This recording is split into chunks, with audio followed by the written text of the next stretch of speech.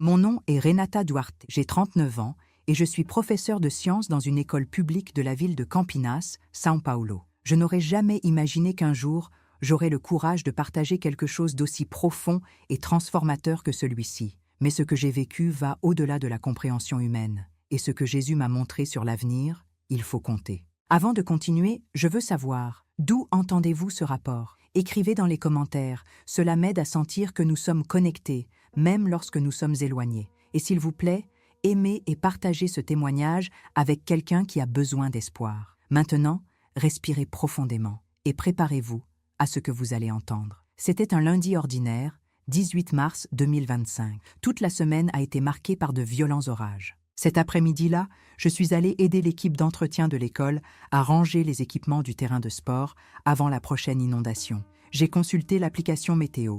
Avertissement d'orage violent. Le ciel s'assombrit rapidement, mais nous pensions qu'il était encore temps. Je portais un support de seau en métal lorsque tout s'est produit. Aucun avertissement, aucune chance de s'enfuir. Un éclair traversa le ciel, suivi du fracas le plus terrifiant que j'ai jamais entendu. La foudre a frappé directement l'objet que je tenais. Les caméras des écoles ont montré plus tard l'impact exact. Les médecins ont dit à ma famille que j'étais cliniquement mort depuis 13 minutes. Mais ce n'était pas 13 minutes vides. Ce furent les 13 minutes les plus marquantes de mon existence. Au moment où j'ai été touché, je n'ai ressenti aucune douleur. Une seconde, j'étais sur le terrain. Et la suivante, dans un autre endroit complètement différent. J'étais toujours moi, pleinement consciente, mais hors de mon corps. Je voyais mon corps allongé sur le sol, entouré de cris, l'infirmière essayant de me réanimer, ma directrice pleurant désespérément. Et malgré tout, j'étais calme, comme si je regardais une scène d'un film. Un film sur quelqu'un qui, quelques secondes auparavant, c'était moi. Alors que j'observais la tentative de réanimation, j'ai commencé à sentir quelque chose qui me tirait doucement. Le champ a disparu sous mes pieds, comme si j'étais s'élevant, traversant des couches de lumière, chacun plus intense que le précédent. Au cours de ce voyage, j'ai commencé à voir des moments de ma vie, non pas comme un jugement, mais comme une rétrospective remplie d'affection. Je l'ai vu lorsque j'ai serré dans mes bras un étudiant qui souffrait à la maison. J'ai vu les prières que je disais en pleurant seul. J'ai vu les jours où j'ai choisi de pardonner au lieu de nourrir du ressentiment. Des petites choses, mais pleines de sens. Et puis, tout s'est arrêté. J'ai été enveloppée par quelque chose d'impossible à décrire avec des mots. Une lumière vivante, infinie et pure. Il n'y avait ni direction, ni mur, ni temps. Juste un espace sacré, débordante. C'est à ce moment-là que j'ai ressenti une présence. Quelque chose de majestueux, mais accueillant. Avant même de le voir, je savais que c'était Jésus. La lumière commença à se concentrer, à prendre forme, et il était là.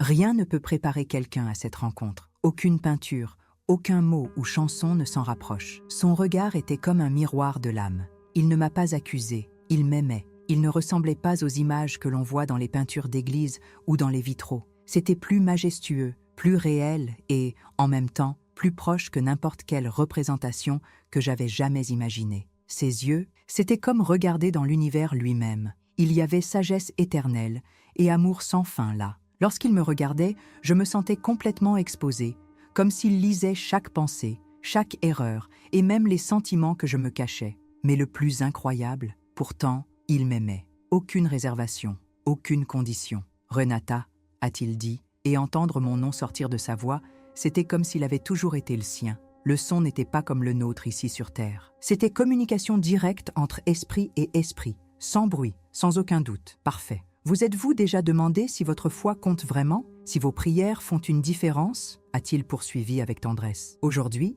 je vais vous montrer ce que vous ne pouviez pas voir de mon vivant. D'un simple geste, il a ouvert quelque chose devant moi. Ligne de lumière dorée s'étendant sur des moments de ma vie. Chaque prière en larmes, chaque acte de gentillesse oublié, chaque moment d'adoration silencieuse. J'ai vu ces lignes toucher des gens, des lieux et des situations que je n'avais jamais imaginé avoir atteints. Certaines prières prononcées il y a plus de 10 ans étaient encore activées des miracles dans le présent. Rien de ce qui est fait avec foi n'est perdu, a-t-il déclaré. Mais maintenant, je dois vous montrer quelque chose d'encore plus important. Son visage est devenu plus sérieux. Renata, je vais te renvoyer. Mais écoute attentivement. Des événements arrivent et mon peuple doit être préparé. 4 événements commencera à se réaliser dans mai 2025 et mon Église doit y prêter attention.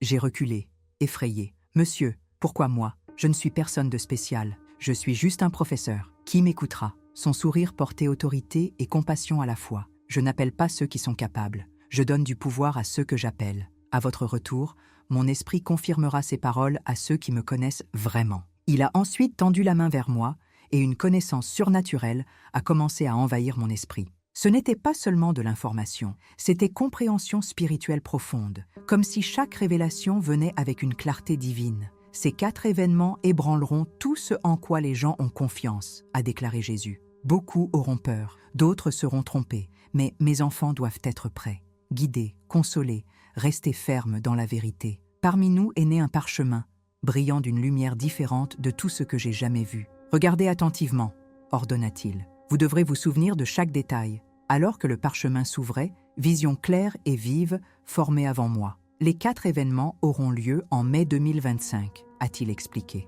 Chacun touchera un domaine différent, les cieux, la terre, l'esprit humain et mon Église. La première vision a commencé. J'ai vu le ciel change de couleur sur des continents entiers. Mais ce n'était pas des couleurs de coucher de soleil. C'était quelque chose de surnaturel. Un rouge profond, comme du sang, se répandant dans le ciel comme une tache vivante. Elle a commencé dans les régions les plus septentrionales et s'est répandue dans des pays entiers. Les gens s'arrêtaient dans les rues, sur les balcons, dans les champs. Ils regardèrent le ciel, effrayés. Des titres sont apparus sur les écrans. Mystérieux phénomènes atmosphériques. Les scientifiques ont donné des explications. Les gouvernements ont demandé le calme. Mais ceux qui connaissaient vraiment Jésus, ils savaient. J'ai vu de petits groupes de chrétiens, pas de grandes églises, mais les frères se rassemblaient dans des maisons simples, dans des champs et des villages, priaient à genoux, alors qu'ils regardaient le ciel rougeâtre. Et puis, une lumière invisible aux yeux humains, elle descendit sur eux comme une onction de force et de courage. Quand mes enfants verront le ciel écarlate, dit Jésus,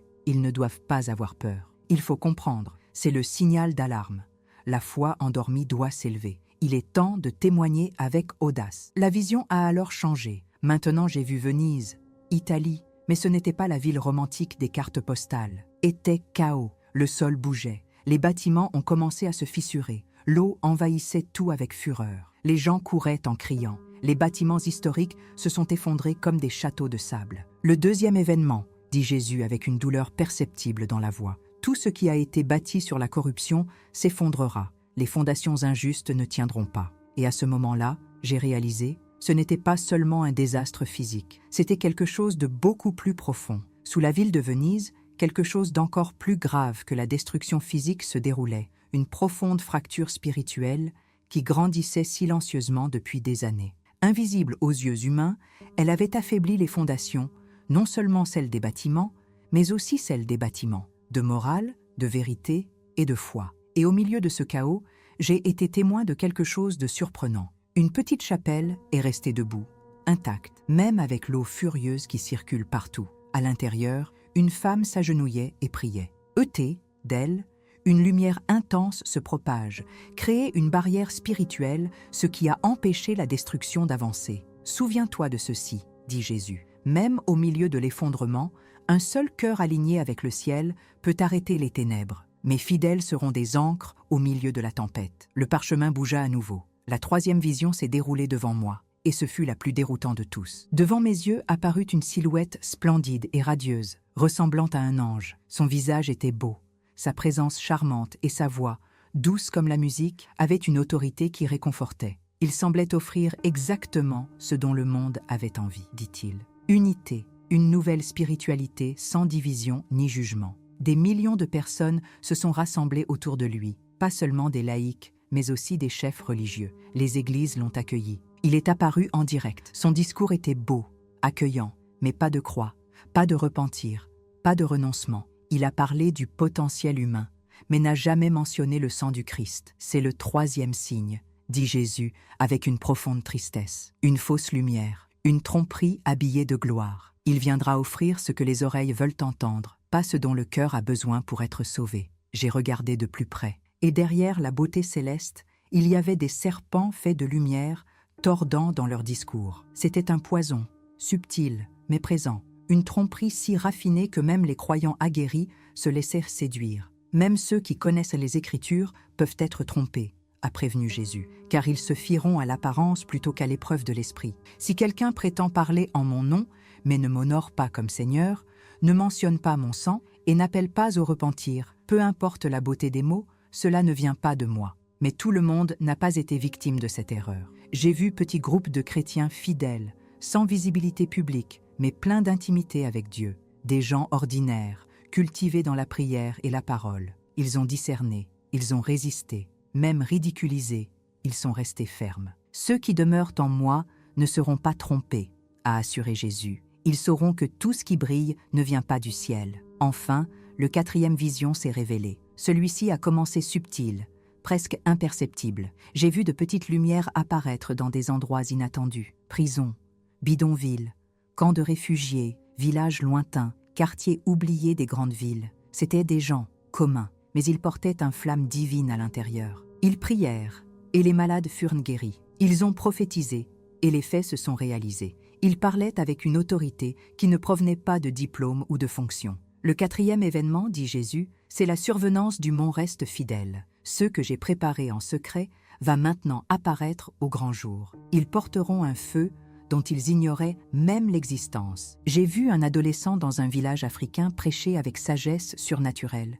et des villages entiers s'abandonnant au Christ. J'ai vu un ex-toxicomane dans les ruelles d'une grande ville guérir un aveugle avec une simple prière. J'ai vu une vieille femme dans une maison de retraite dont les prières protégeaient toute leur ville pendant une crise. Et j'ai remarqué quelque chose en commun entre eux tous. Ils avaient souffert, ils avaient été brisés, ils étaient profondément enracinés dans la parole. Et ils ne recherchaient pas la gloire, juste pour obéir. Ils ont été déplacés non pas par sa propre force, mais par le Saint-Esprit. Ce sont mes vrais messagers, a déclaré Jésus. Pas ceux sur les estrades ni les applaudissements, mais ceux de pureté et de puissance. Lorsqu'ils émergeront en mai 2025, ceux qui ont des oreilles spirituelles reconnaîtront que le réveil est arrivé. Alors que la dernière vision finissait de se dérouler devant moi, quelque chose en moi se brisait et se renforçait en même temps. Ce reste, les oubliés du monde, mais connus de Dieu, ils ont avancé avec courage et joie au milieu de la résistance et de la persécution. Ils ne cherchaient pas de miracle,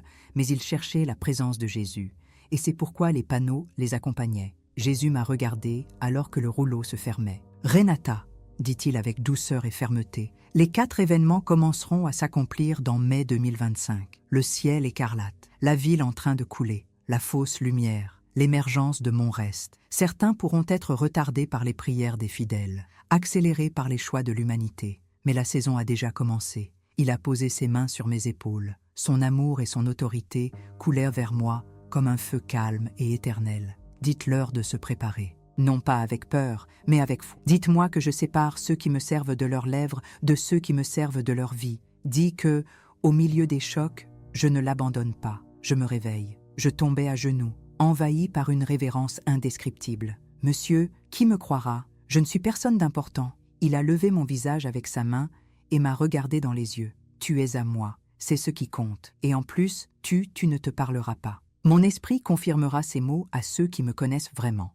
Il a souri, et c'était comme voir le soleil se lever après la nuit la plus sombre de votre vie. Ne craignez pas le rejet. Certains se moqueront, d'autres l'ignoreront. Mais mes brebis connaissent ma voix. Ils m'entendront parler à travers vous. Puis il m'a montré autre chose. Nous les gens regardent des vidéos, lisent des témoignages, partagent des messages sur ces événements futurs. J'en ai vu pleurer de regret. Autres priant avec une urgence renouvelée. D'autres encore informant les membres de leur famille. Un réseau invisible s'est formé, non pas une institution, mais un corps. Une connexion vivante entre croyants éveillés. C'est pourquoi vous devez parler, a dit Jésus. Pas pour ceux qui se moqueront, mais pour ceux qui écouteront. Leur préparation sauvera des vies, physiques et spirituelles, lorsque tout commencera. Je ne voulais pas quitter sa présence. Dois-je vraiment y retourner? Ai-je demandé en larmes.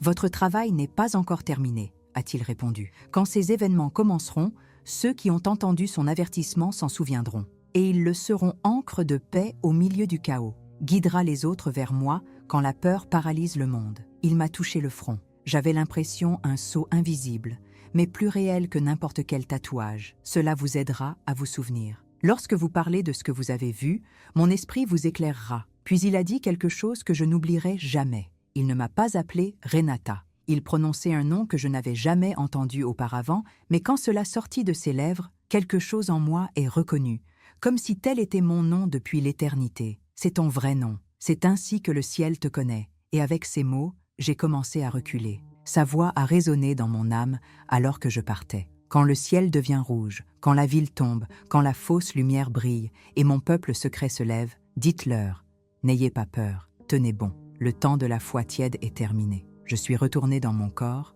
encore faible, mais brûlant à l'intérieur avec une mission. Et maintenant, je suis ici pour accomplir ce qui m'a été confié. Je partagerai quand même plus de détails sur chacun des 4 événements, car le temps presse. Ces visions ne sont pas symboliques, ils sont spécifiques. Ils commenceront à se manifester à partir de mai 2025, c'est-à-dire en moins d'un mois. La première manifestation, le ciel écarlate. Jésus m'a montré que le ciel rouge sang ne se limitera pas à un seul pays. Cela commencera dans les régions du Nord, Scandinavie, Russie et Nord du Canada. Dans les premiers jours, journaux et scientifiques tenteront de s'expliquer. Ils parleront d'aurores boréales, d'éruptions solaires, de perturbations atmosphériques, mais rien n'expliquera le comportement étrange de cette lumière. Elle ne pulsera pas comme une aurore ordinaire, il ne dansera pas dans le ciel. Elle se répandra comme du sang sur les tissus, coulant silencieusement, et sera visible même pendant la journée. Les gens s'arrêteront pour regarder. Certains ont peur, d'autres avec des larmes. Et ceux qui connaissent la vérité,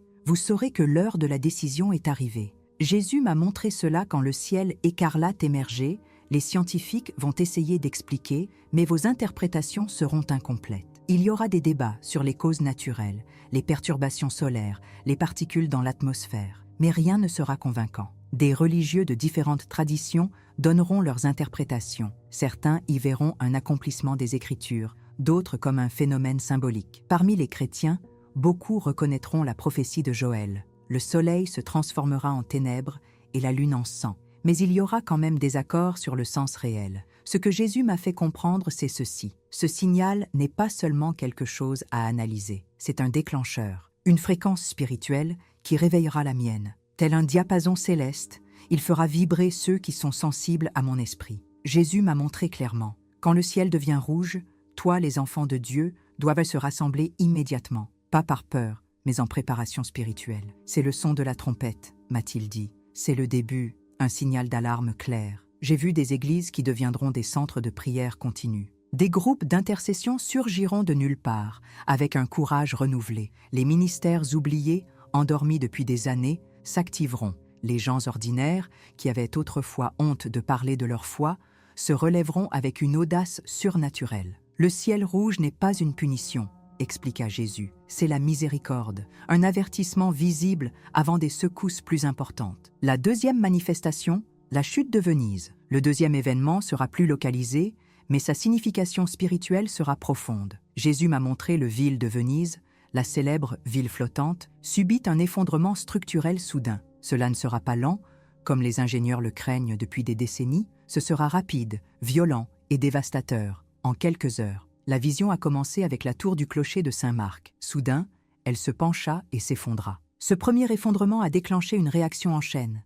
Des bâtiments centenaires se sont effondrés, comme si leurs fondations avaient disparu. Ce qui s'effondrera ne sera pas seulement de la pierre et du marbre, a expliqué Jésus, mais les systèmes qui mélangèrent la foi avec le pouvoir, la religion avec l'avidité. Venise représente le mariage de l'apparence religieuse et de la corruption laïque. Sa beauté cache des structures pourries. Le moment sera critique. Cet effondrement se produira jour après le ciel rouge, et des évacuations urgentes sauveront des vies, mais les dommages culturels seront irréversibles. Des œuvres d'art seront perdues. Les palais et églises historiques disparaîtront dans la mer. Le monde entier pleurera cette tragédie. Mais au milieu des lamentations, un miracle silencieux se produira. J'ai vu une petite et simple chapelle sur l'une des îles éloignées. Elle restera intacte, même si tout s'effondre autour. Et à l'intérieur, une femme a prié. Jésus m'a révélé. Elle intercède pour Venise depuis des décennies. Ta fidélité a créé un cercle spirituel de protection. Cette préservation sera le signe pour mes élus,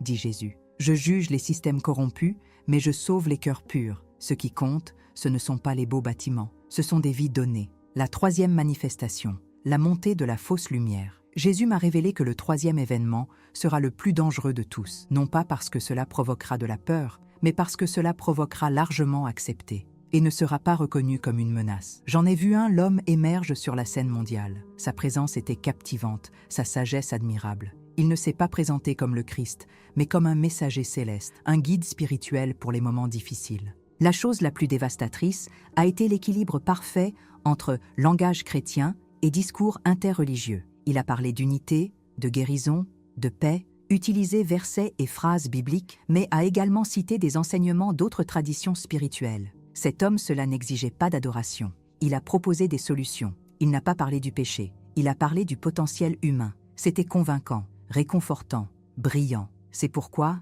des millions suivraient. J'ai vu des églises lui ouvrir leurs portes. Les pasteurs le louent.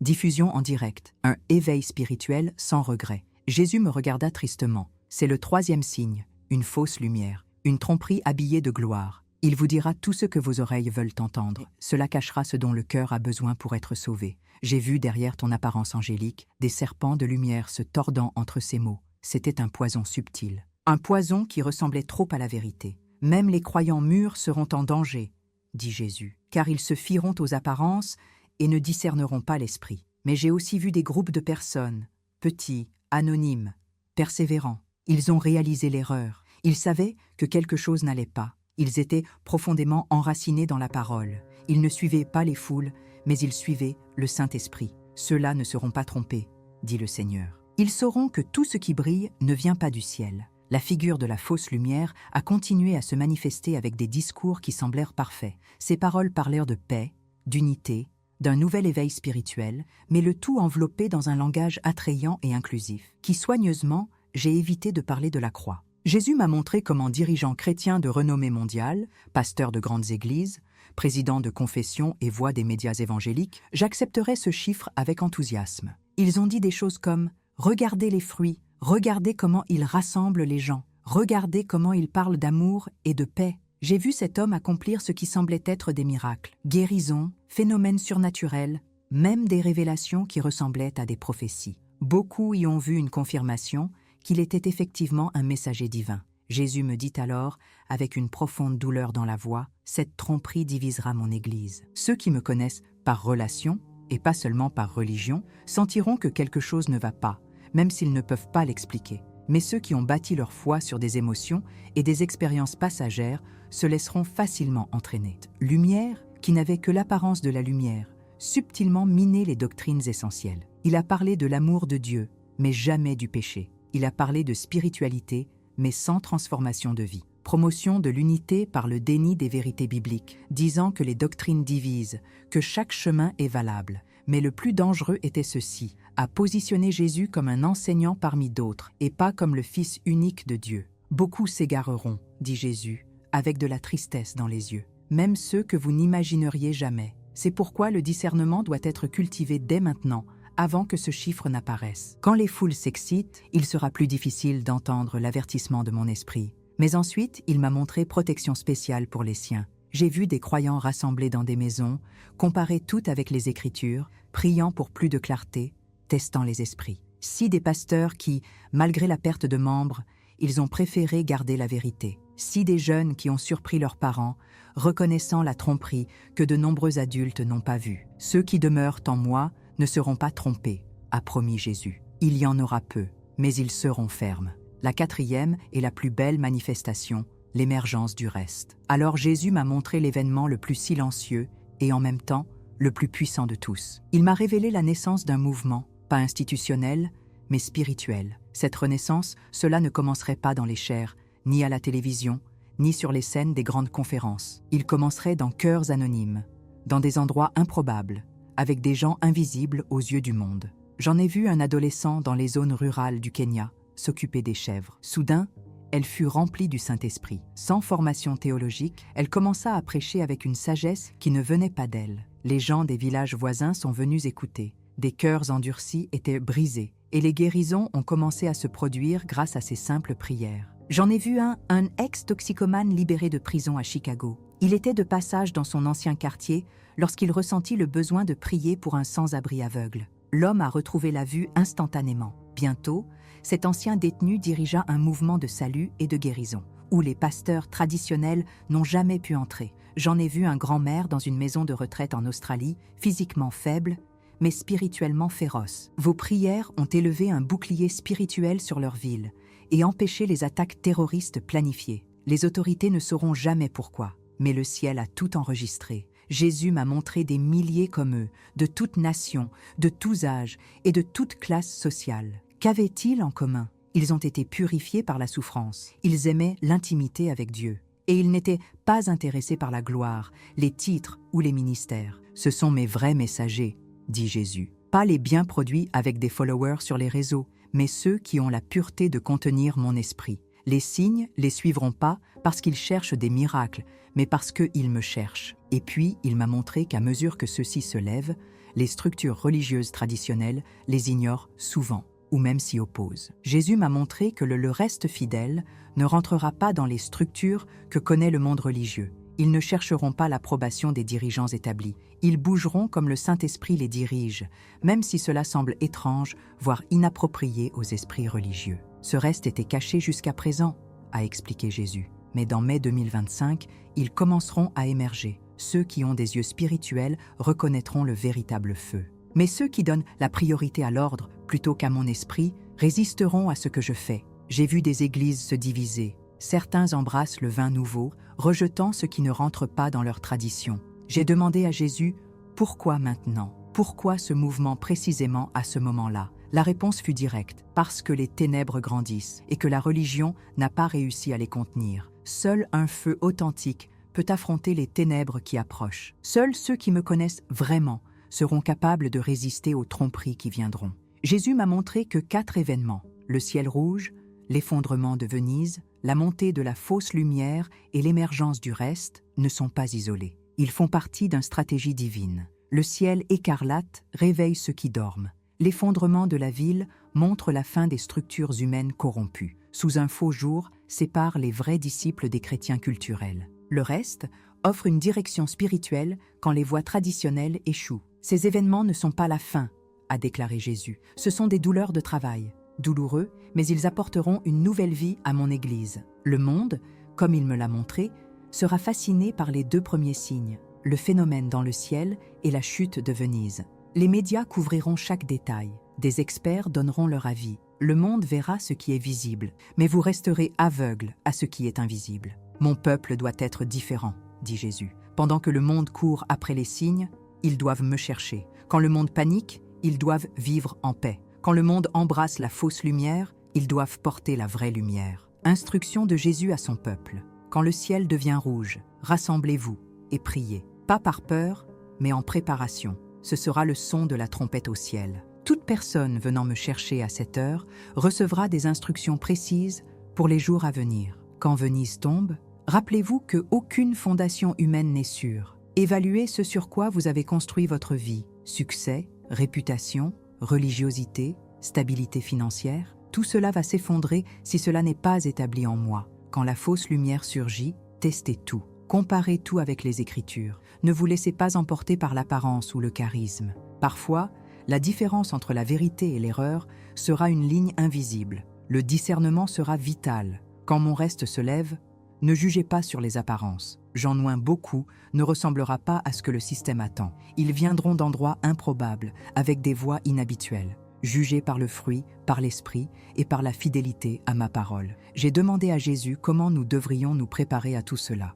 Je m'attendais à entendre quelque chose sur les stocks, la sécurité, les approvisionnements. Il ne parlait que de préparation spirituelle. La préparation la plus importante est de me connaître vraiment. Aucune religion à mon sujet, relation avec moi. Celui qui connaît ma voix ne sera pas trompé par de faux enseignants. Celui qui connaît mon cœur ne sera pas vaincu par la peur. Alors, connaissez ma parole. L'écriture doit être en toi, pas seulement autour. Bientôt, nous n'aurons plus le temps de rechercher la vérité. Il faut qu'il soit planté, prêt à porter ses fruits. Et enfin, marcher avec ceux qui me connaissent vraiment. L'isolement s'affaiblit. La communion avec un peuple authentique fortifie et protège. On peut être trompé, mais l'Esprit, dans de nombreux cœurs fidèles, apporte une direction et un bouclier. Jésus m'a donné les dernières instructions. Il a dit « Résolvez les conflits maintenant. Libérez le vieux pardon. » L'amertume affaiblit l'armure spirituelle. L'ennemi utilise les fissures comme porte. Réconciliez si possible. Libérez ce qui ne peut pas être restauré.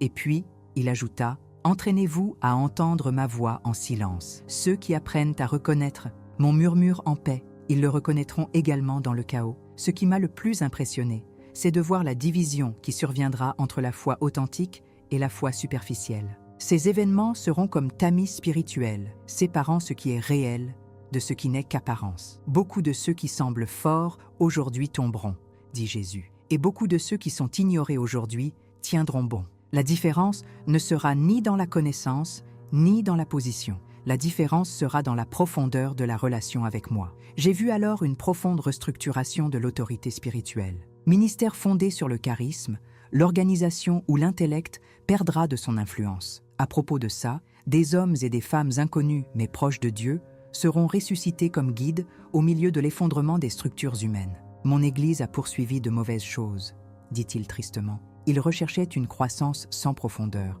une influence sans caractère, miracle sans transformation. Mais que va-t-il arriver? Remettra les priorités spirituelles à leur juste place. Quand le rouleau de vision fermé, Jésus m'a regardé dans les yeux. Vous revenez pour prévenir, pour avertir, pour préparer. Tout le monde n'écoutera pas, mais ceux qui écoutent seront des points d'ancrage de stabilité dans des temps de plus en plus instables. Il m'a montré des gens lisant ou écoutant ce témoignage. Quelques tomberaient en prière, autres reviendraient à la parole avec une faim renouvelée, autres restaureraient les maisons brisées, et bien d'autres, ils commenceraient à se rassembler intentionnellement avec d'autres croyants. Ces événements ne sont pas une punition, dit-il encore une fois. Ils se réveillent. Beaucoup de mon peuple dorment, aveugles à la guerre qui les entoure, non préparés à ce qui arrive. Ces chocs sont ma miséricorde, les rappeler à l'essentiel avant des défis encore plus grands. Avant de me renvoyer, Jésus m'a montré une dernière vision. J'ai vu des gens partager ce témoignage avec vos amis, vos familles et vos églises. Certains s'en moqueraient, d'autres diraient qu'il s'agissait d'un alarmisme religieux. Mais ceux qui appartiennent au Seigneur reconnaîtraient la vérité dans vos entrailles. Mes brebis connaissent ma voix, a-t-il déclaré, et ils auront l'impression que je parle à travers ce récit. Il m'a touché le front pour la dernière fois. Vous ferez face à une opposition. Mais n'ayez crainte, je suis avec vous. Exactement ce que vous avez vu, sans exagération et sans crainte. Mon esprit confirmera la vérité à ceux qui ont besoin de l'entendre. Et puis il prononça les paroles les plus sérieuses de toutes les révélations. Dites-leur clairement, le temps du christianisme confortable est révolu. Une foi qui ne coûte rien, bientôt, sera révélée comme quelque chose de sans valeur. Seul ce qui est enraciné en moi demeurera. Avec ces mots qui résonnent en moi, j'ai été ramené sur terre. J'ai traversé à nouveau les couches de lumière, et soudain, je me suis noyé. La douleur est revenue, comme si l'électricité me brûlait les nerfs. Ma poitrine était écrasée par la réanimation. Ma peau me brûlait là où la foudre m'avait traversée. J'ai entendu des voix. Elle est de retour. Nous avons un pouls. J'ai ouvert les yeux. J'étais entouré de visages choqués, des ambulanciers, des collègues, quelques étudiants. Il pleuvait toujours. Au loin, le tonnerre grondait comme un écho venant du ciel. J'ai murmuré en larmes. J'ai vu Jésus. Les jours suivants furent un mélange d'hôpitaux, d'examens, de questions et d'étonnements. Avez-vous survécu à un coup de foudre direct? Dit le neurologue. Et 13 minutes sans oxygène? Cliniquement impossible. Mais je savais, ce n'était pas un médicament. C'était un miracle. Dès que j'ai pu parler clairement, j'ai commencé à le dire à tout le monde. Les infirmières, les médecins, ma famille. Certains ont ri, d'autres ont écouté. Quelques ils ont pleuré et prié immédiatement. En sortant de l'hôpital, j'ai compris, je ne pouvais pas revenir à la normale. Comment enseigner les sciences naturelles avec un message surnaturel qui brûle dans la poitrine? J'ai demandé un congé de maladie. J'ai enregistré mon témoignage. Je suis allé à des groupes de prière. J'ai parlé dans de petites églises. Partout où ils m'appelaient, j'allais. Maintenant que nous sommes en mai 2025, je transporte un mélange de l'urgence et la paix. J'ai fait ce que Jésus a demandé. J'ai tout dit. Certains y croyaient, d'autres se moquèrent. Mais il m'a préparé aux deux. Et chaque matin, je ressens toujours ta présence très proche. Parfois, j'aperçois cette lumière céleste, ou j'entends, de loin, un écho de cette musique parfaite. Mon corps est revenu, mais une partie de moi reste liée à l'éternité. Si vous lisez ceci, ne le rejetez pas comme l'illusion de quelqu'un qui a subi un arrêt cardiaque. Faites ce que les Écritures enseignent. Examinez, priez, demandez au Saint-Esprit. Les événements de mai 2025 parleront pour eux-mêmes. Jésus rappelle l'Église à la foi authentique. Le ciel va saigner. Une ville va couler, une fausse lumière brillera, et un peuple caché sera révélé. Et à travers tout cela, Jésus aura le contrôle. Appel. En attendant, économie. Ceci est mon témoignage, qu'il prépare votre cœur à ce qui s'en vient.